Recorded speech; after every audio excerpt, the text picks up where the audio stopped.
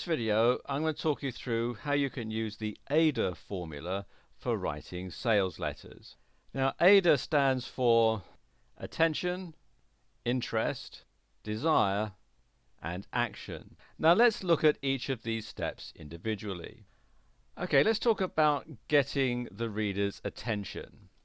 What you need to do is you need to grab the reader's attention, and you want to make it impossible for them to not continue reading the letter. And there are two parts to this, two steps that you need to take. You need a hard-hitting headline that arouses the reader's curiosity, and you need a lead paragraph that gets straight to the point. So what you want to do is you want to brainstorm headline ideas. Write down as many as possible.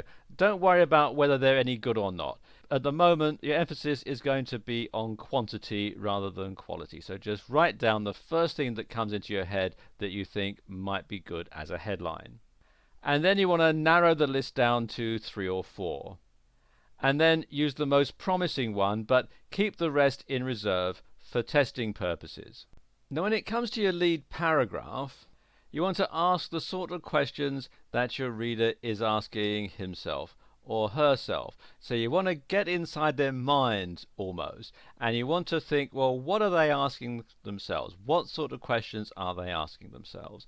And you want to restate that in your lead paragraph so that when they come to your site and they read your lead paragraph, they're going to think, hey, this guy or this girl, well, they know exactly what it is that I'm talking about. So that's what you want to do with your lead paragraph, to sort of draw them in. But you don't want to provide them with the answers just yet. Now, the next step is interest, and there is sometimes some confusion when it comes to interest. Bear in mind, your reader isn't interested in what your product or service can do. They're interested in what your product or service can do for them. The reader wants to know, what's in it for me? So you've got their attention, you've shown that you are thinking along their lines. Now you want to get them interested in what your product or service can do for them. What's in it for the customer? And this leads naturally into forming the desire for the product. Once they have an idea as to what's in it for them, then they're going to start to desire your product or your service. Now, there are several types of desires that you can stimulate in your copy. You can stimulate the desire that they're going to have to eliminate or minimize a future loss, or to gain something. And what you should do is to provide a compelling reason why the customer should buy from you rather than buy from anybody else. And this is known as your unique selling point, which is often referred to as a USP. So you want to stress the benefits to the customer. Bear in mind, as we were saying earlier, the customer's not interested in what your product or service can do. They're interested in what your product or service can do for them. So you want to stress the benefits rather than the features. And you want to be specific about what the benefits are going to be to the customer, what they are going to get from purchasing your product or service. And you want to give clear expected results. You don't want to give generalities. So you want to tell them exactly what they are going to get once they have bought your product. Do not underestimate the importance of this step. Your success with this sales letter will stand or fall depending on what you do in this section. This is the most important section of the entire sales letter. Now we come to action, and of course the action that you want is you want to ask for the sale. Actually, I take that back. What you want to do is you want to tell the customer to go ahead and buy now. And you need to instruct them on exactly what they're going to need to do to get hold of your product. Then you want to summarize the benefits, and you want to ask for the sale again, because very few people will actually click the button first time round. So you want to instruct them how they're going to make the purchase. They'll read a bit further down, you summarize the benefits, then you ask for the sale again, and most oftentimes you'll find that it's the second button that people click on.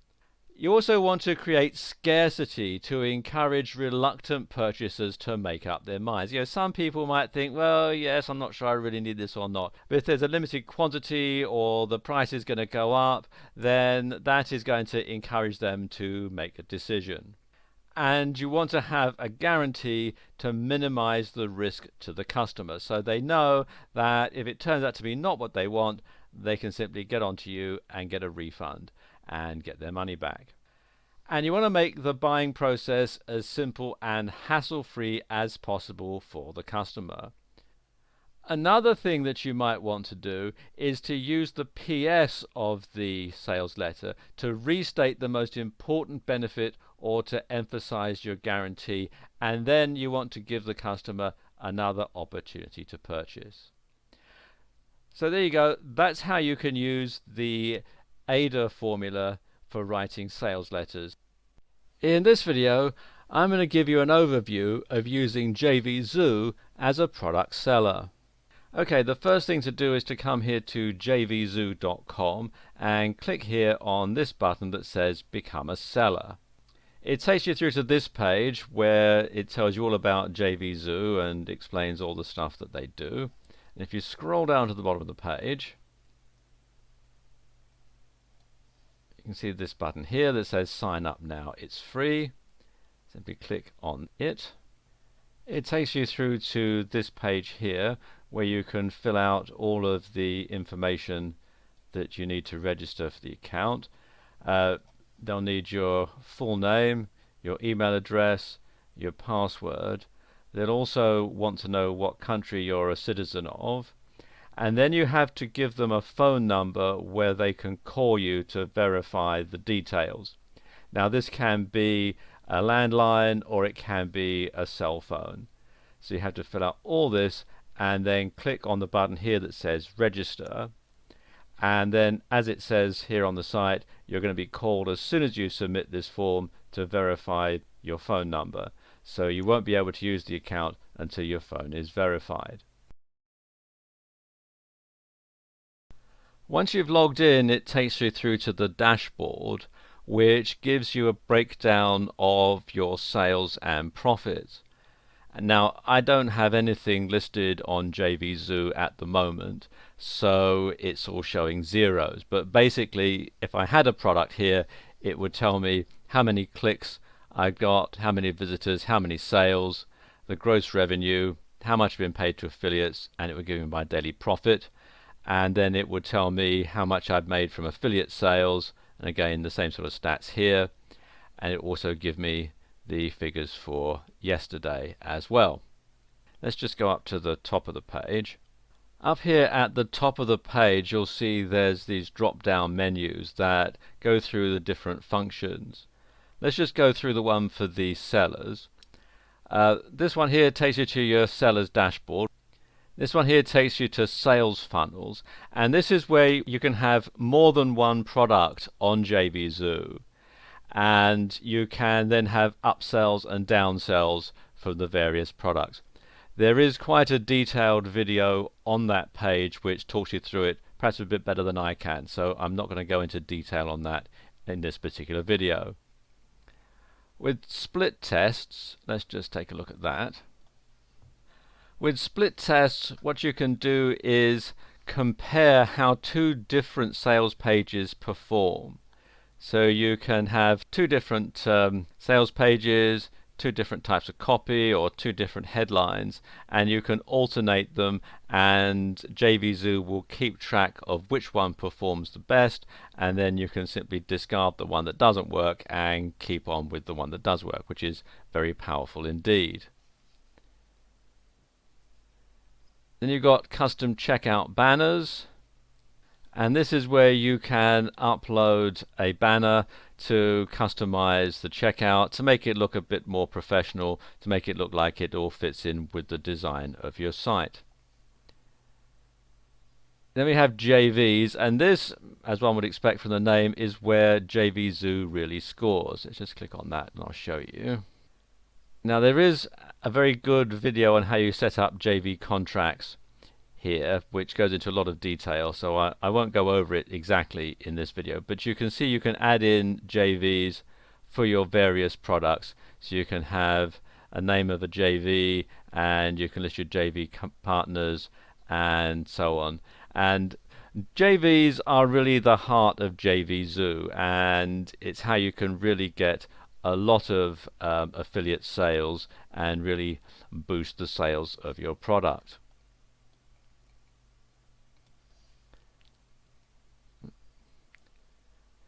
Then we have coupons, which is fairly self-explanatory. Payouts shows your delayed payouts, manual payments, or your manual payment history. Then you have affiliate options. You can have affiliate requests.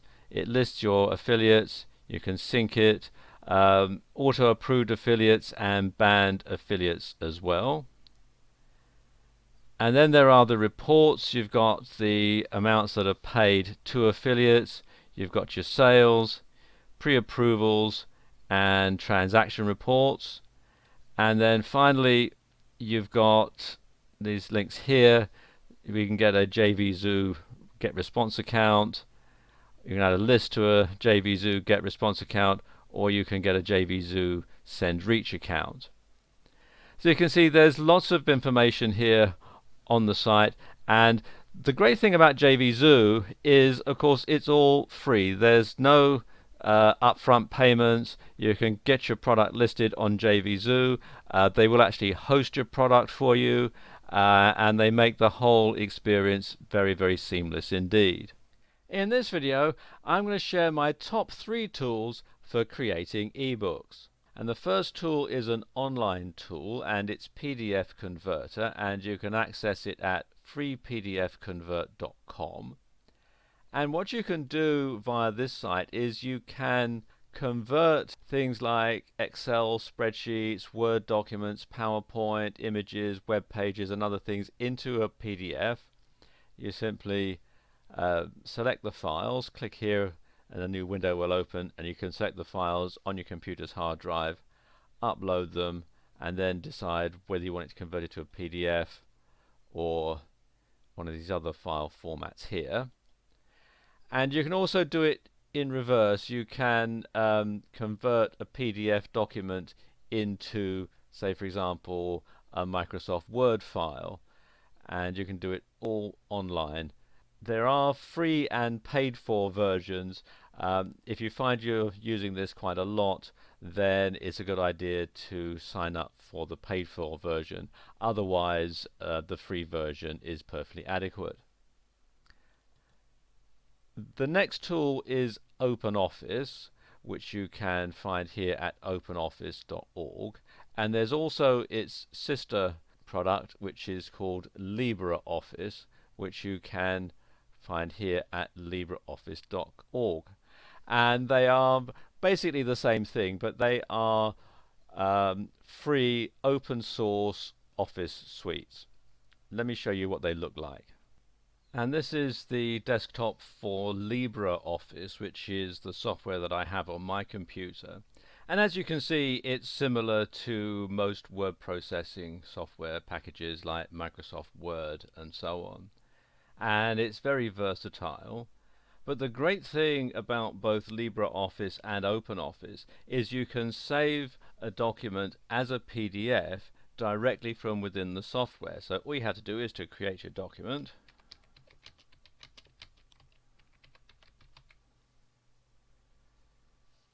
And then click up here on the toolbar, and you can export it directly as a PDF, and it saves you a lot of time, a lot of hassle, and a lot of expense, because of course this software is all free. And the final tool is Google Docs, which you can access from docs.google.com, and you have to have a Google account in order to access this particular service. But if you don't have one, you can set one up. It's all free. And if you have a Gmail account, then you're automatically enrolled. And the great thing about Google Docs is everything is online.